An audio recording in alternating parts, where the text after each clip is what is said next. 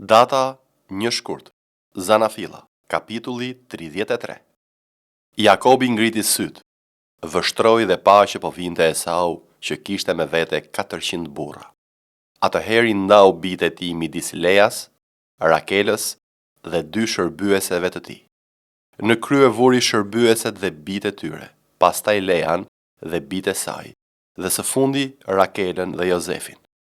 Ai vet kaloi para tyre dhe u përkul deri në tokë 7 herë, derisa arriti pranë vëllait të vet. Atëherë Esau vrapoi drejt tij, e përqafoi, ju hodh në qafë dhe e puthi, dhe që të dy qanë. Pastaj Esau ngriti syt, pa gratë e fëmijët dhe tha: "Kush janë këta me ty?" Jakobi u përgjigj: "Janë bijtë që Perëndia pati mirësinë t'i jap shërbyesit tënd." Atëherë u afruan shërbyeset, ato dhe bijtë e tyre dhe u përkulën. U afruan edhe Lea dhe bijtë e saj dhe u përkulën. Pastaj u afruan Jozefi dhe Rakela dhe u përkulën edhe ata. Esau tha: "Çfarë ke ndërmend të bësh me tërë atë grup që takova?" Jakobi u përgjigj: "Është për të gjetur hir në sytë e zotërisë tim." Atëherë Esau tha: "Kam mjaft për vete, o vëlla im, mbaj për vete atë që është e jotja." Por Jakobi tha: "Jo, të lutem, në qoftë se kam gjetur hir në sytë e tu, prano dhuratën time nga dora ime, sepse kur pash fytyrën tënde, për mua ishte një lloj sikur të shikoja fytyrën e Perëndisë, dhe ti më ke pritur mirë. Pranoje pra dhuratën që të është sjell, sepse Perëndia është treguar shumë i mirë me mua dhe unë kam gjithçka." Dhe nguli këmbë aq shumë sa që Esau pranoi. Pastaj Esau tha: "Le të nisemi, të fillojmë të ecim dhe unë do të shkoj para teje." Por Jakobi u përgjigj: "Zotëria ime e di që fëmijët janë në moshë të vogël dhe që kam me vete dele dhe lopë shumështore. Po t'i mbajmë keq qoftë edhe një ditë të vetme, tërë kafshët kanë për të vdekur. Le të kaloj zotëria im para shërbëtorit të tij dhe unë do ta ndjek ngadalë me hapjen e kafshëve që më paraprinj dhe me hapjen e fëmijëve, derisa të arritë zotëria im në Seir." Atëherë Esau tha: "Më lejo të paktën të lëm me ty disa nga njerëzit që janë me mua." Por Jakobi u përgjigj: "Pse ta bëjmë këtë? Mjafton që unë të gjej hir në sytë e zotërisë tim." Kështu po atë ditë Esau rikthye në rrugën e tij drejt Seirit. Jakobi u nis në drejtim të Sukothit, ndërtoi atje një shtëpi për vete dhe kasolle për bagtin. Prandaj ai vend u quajt Sukoth. Pastaj Jakobi, duke u kthyer nga Padan Arami, arriti shëndosh e mirë në qytetin e Sikemit në vendin e Kanaanit, ku ngriti çadrat e tij përballë qytetit. Dhe bleu nga bijtë e Hamorit, ati Sikemit, për 100 copë parash pjesën e fushës ku kishte ngritur çadrat e tij përballë qytetit. Pastaj aty ngriti një altar dhe e quajti El Elohei Izrael. Marku, kapitulli 4. Pastaj nisi përsëri të jap mësim në breg të detit, dhe pranë tij u mblodh një turmë aq e madhe, saqë ai hyri në barkë dhe rinte ulur në det dhe e gjithë turma ishte në tokë buzë detit. Dhe ai u mësonte atyre shumë gjëra në shëmbëltyra dhe u thoshte atyre në mësimin e tij: "Dëgjoni, ja doli mbjellësi të mbjell." Dhe ndodhi që duke mbjell, një pjesë e farës ra gjatë rrugës dhe zogjtë e qiellit erdhën dhe e hëngrën. Një pjesë tjetër ra në gurishte, ku nuk kishte shumë dhe, dhe mbiu menjëherë, sepse s'kishte dhe të thellë. Por kur doli dielli, u dojq, dhe me që nuk kishte rrënjë, u tha. Një pjesë tjetër ra midis ferrave. Ferrat u rritën, e mbytën dhe nuk dha fryt. Një pjesë tjetër ra në dhe të mirë dhe dha fryt që rritej dhe shtohej dhe mbante njëra 30, tjetra 60 dhe tjetra 100. Dhe ai u tha atyre: "Kush ka vesh për të dëgjuar, le të dëgjoj." Tani, kur ishte vetëm, ata që i rrinin përreth bashkë me të 12 e pyetën për shëmbëltyrën. Dhe ai u tha atyre: "Juve ju është dhënë të njihni misterin e mbretërisë së Perëndisë, kurse atyre që janë përjashta të gjitha këto u jepen me shëmbëltyra që duke parë të shohin, por të mos vënë re, dhe duke dëgjuar të dëgjojnë, por të mos marrin vesh, se mos kthehen dhe mëkatet u falin." Dhe u tha atyre: "Nuk e kuptoni këtë shëmbëltyrë?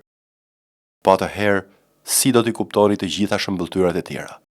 Mbjellësi mbjell fjalën, dhe ato pranë rrugës janë këta në të cilët mbillet fjala.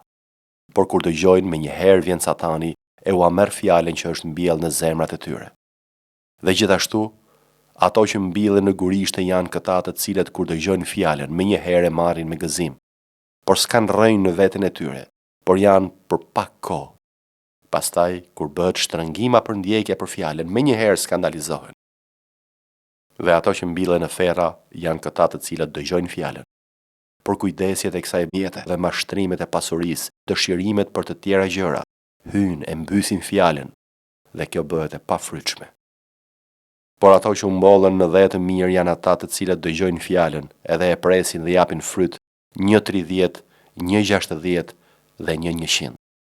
Dhe u tha atyre: a merret vallë llampa për ta vënë nën babun ose nën shtrat? A nuk vihet mbi dritë mbajtësen? Sepse nuk ka të fshetë që të mos zbulohet, as sekret që të mos dalë në dritë. Nëse dikush ka vesh për të dëgjuar, le të dëgjoj. Dhe u tha atyre: vini re atë që dëgjoni. Me atë mas që ju matni do t'ju matet juve, edhe juve që dëgjoni do t'ju jepet edhe më, sepse ati që ka do t'i jepet, dhe ati që s'ka do t'i merret edhe ajo që ka. Dhe tha: mbretëria e Perëndis është si një njeri që hedh fare në dhe. Dhe natën dhe ditën ndërsa i fle dhe qohet, fara mbin dhe rritet pa e ditur ai se si. Sepse dhe u prodhon vetvetiu më parë kërcellin, pastaj kallirin dhe më në fund kallirin plot me kokra. Dhe kur fryti piqet, me njëherë a i dërgon drapërin, sepse erdhi koha e korrjes. Dhe tha: me sa ta krahasojmë mbretërinë e Perëndis, ose me çfarë shëmbëltyre ta paraqesim?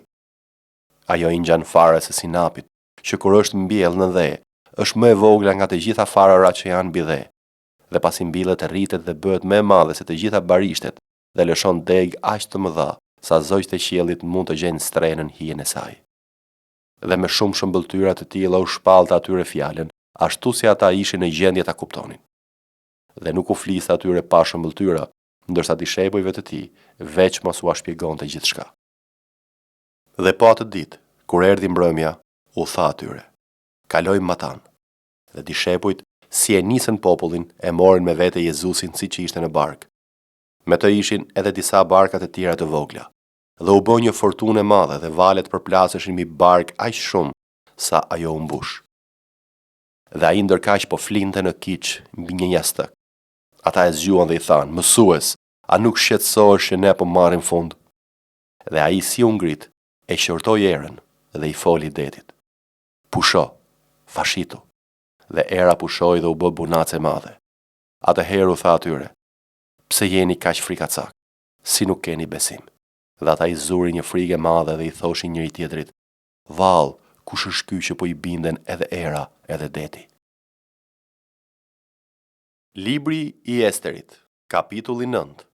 Muajin e 12, që është muaji i Adarit, ditën e 13 të muajit, kur duhet të zbatoheshin urdhri dhe dekreti i mbretit, ditën në të cilën armiqtë e judejve shpresonin të sundonin mbi ta, situata u përmbys krejt dhe judejt sunduan mbi armiqtë e tyre. Judejt u mblodhën në qytetet e tyre, në të gjitha krahinat e mbretit Asuero, për të shtrirë dorën kundër atyre që kërkonin të bënin keq.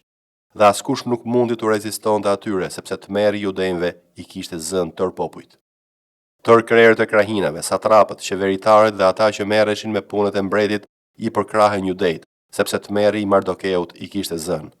Në fakt Mardokeu ishte i madh në pallatin e mbretit dhe fama e tij përhapej në të gjitha krahinat, sepse ky njeri Mardokeu bëhej gjithnjë më i madh.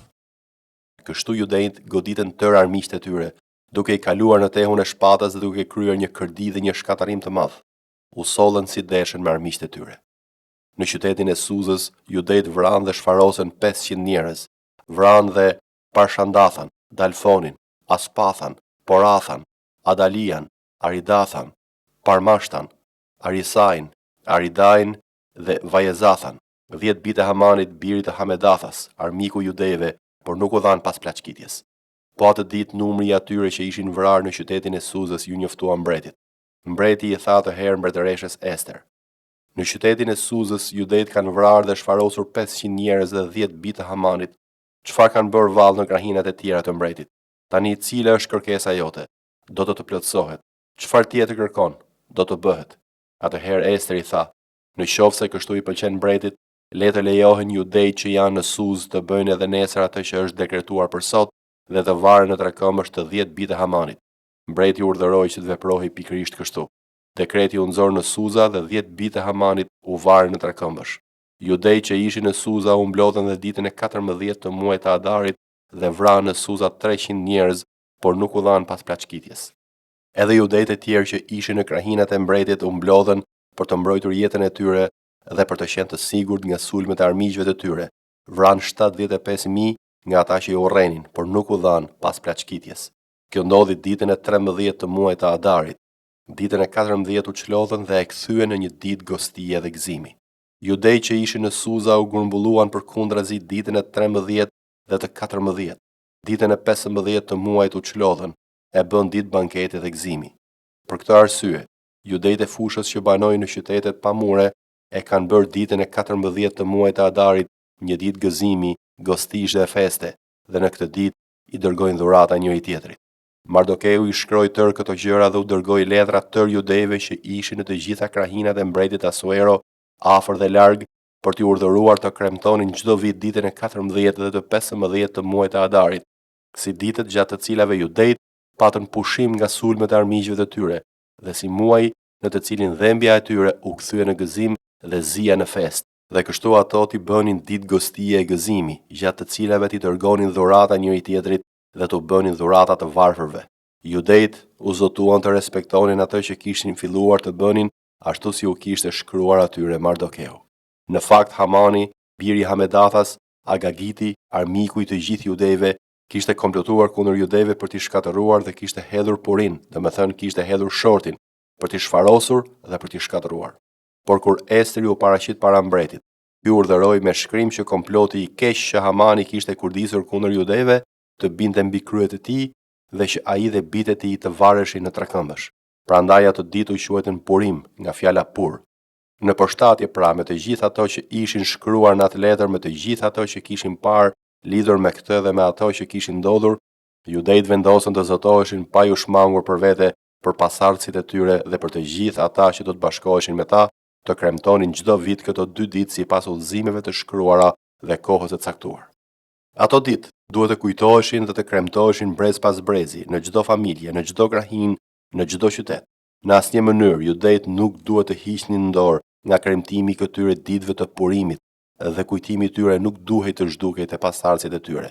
Mbretëresha Ester, bi e Abihailit dhe judeu Mardoke shkruan me autoritet të plot letrën e tyre të dytë lidhur me Purimin. Mardokeu dërgoi letra tërë judejve në 127 krahinat të mbretërisë së Asueros, me fjalë paqeje dhe të zvërtetës, për t'i vendosur ato ditë të Purimit në kohën e caktuar, siç i kishin vendosur atyre judeu Mardoke dhe mbretëresha Ester, ashtu si kishin vendosur ata për vete dhe për pasardhësit e tyre me rastin e agjërimit të tyre dhe të pritjes së tyre. Kështu dekreti i Esterit fiksoi caktimin e Purimit dhe u shkrua në një libër. Libri i Esterit, kapitulli 10. Mbreti Asuero i vuri një haraq vendit dhe ishujve të detit. Gjithë faktet e forcës dhe fuqisë së tij dhe përshkrimi i kujdesshëm i Mardokeut, i cili u ngrit nga mbreti, a nuk janë vallë të shkruara në librin e kronikave të mbretërve të Medis dhe të Persis? Judeu Mardoke vinte i dyti në fakt pas mbretit Asuero, i madh midis judejve dhe i dashur nga moria e vëllezërve të tij. Ai kërkonte të mirën e popullit të tij dhe kishte fjalë paqeje për gjithë fisin e tij. Romakëve, kapitulli 4. Çfarë do të themi pra se përfitoi ati ynë Abraham sipas mishit? Sepse nëse Abrahami u drejtësua nëpërmjet veprave, ai ka me se të mburret, por jo përpara Perëndis. Sepse çfarë thot shkrimi? Por Abrahami i besoi Perëndis dhe kjo ju llogarit për drejtësi. Por atij që bën vepra, paga nuk i llogaritet sipas hirit, por si detyrim. Ndërsa atij që nuk bën vepra, por beson në atë që drejtëson të pabesin, besimi i tij i llogaritet për drejtësi. Sikurse edhe Davidi shpall lumturinë e njeriut të cilin Perëndia i llogarit drejtësi pa vepra, duke thënë: Lum ata të cilëve u janë falur pa udhësit dhe të cilëve mëkatet u janë mbuluar. Lum njeriu të cilit Zoti nuk do t'ia llogarit mëkatin. Por kjo lumturi a vlen vetëm për të rrethprerët apo edhe për të pa rrethprerët? Sepse ne themi se besimi u llogarit Abrahamit për drejtësi, Si pra jo llogarit? Kur ai ishte i rrethprer apo i parrethprer? Jo kur ishte i rrethprer, por kur ishte i parrethprer. Edhe mori shenjën e rrethprerjes si vulë të drejtësisë për besimin që kishte pasur kur ishte ende i parrethprer, me qëllim që të ishte ati i gjithë atyre që besojnë edhe se janë të parrethprer, me qëllim që edhe atyre të llogaritet drejtësia, dhe të ishte ati të rrethprerve, pra i atyre që jo vetëm janë rrethprer, por që ndjekin edhe gjurmët e besimit të atit ton Abrahamit që ai pati ndërsa ishte i parrethprer. Sepse premtimi për të qenë trashëgimtari i botës ju bë Abrahamit dhe pasardhësve të tij jo nëpërmjet ligjit, por nëpërmjet drejtësisë së besimit. Sepse nëse janë trashëgimtar ata që janë të ligjit, besimi bëhet i kotë dhe premtimi shfuqizohet, sepse ligji prodhon zemërimin, por ku nuk ka ligj, nuk ka as shkelje. Prandaj trashëgimia është nëpërmjet besimit. Në këtë mënyrë ajo është nëpërmjet hirit me qëllim që premtimi të jetë i siguruar për të gjithë pasardhësit, jo vetëm për atë që është nga ligji, por edhe për atë nga besimi i Abrahamit, i cili është ati i ne të gjithëve. Siç është shkruar, unë të bëra atin e shumë kombeve, para Perëndis që ai besoi, i cili u jep jetë të vdekurve dhe therret ato që nuk janë sikur të ishin. Ai, duke shpresuar kundër çdo shprese, besoi për të bërë ati i shumë kombeve sipas asaj që i kishte thënë, kështu do të jetë pasardhja jote. Dhe duke mos qenë i dobët në besim, nuk e mori parasysh trupin e tij, i bërë tashmë i vdekur, ishte pothuaj 100 vjeç, as barkun e vdekur të Sarës. Madje nuk dyshoi me mosbesim në premtimin e Perëndis, por u forcua në besim, duke i dhënë lavdi Perëndis, plotësisht i bindur se atë që ai kishte premtuar ishte edhe i fuqishëm të bënte. Prandaj, edhe kjo ju llogarit atij për drejtësi.